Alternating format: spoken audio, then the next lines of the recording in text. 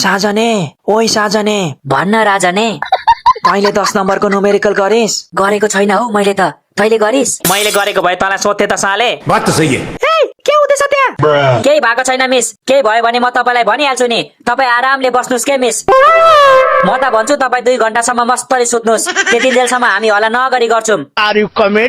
मलाई उल्लु सम्झेको तिमीहरूले? म सुते भने तिमीहरूले के गर्छौ थाहा छैन मलाई।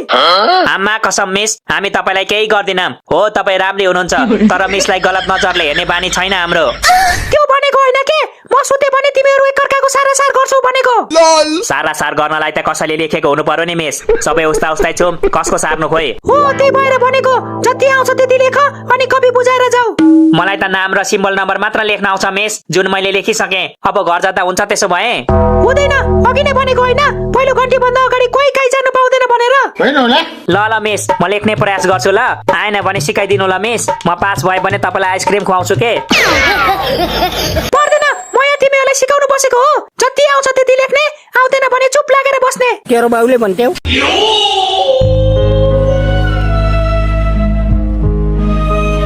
मिस हेर्नु न, यसले मेरो तन्की तन्की हेरिरहेछ।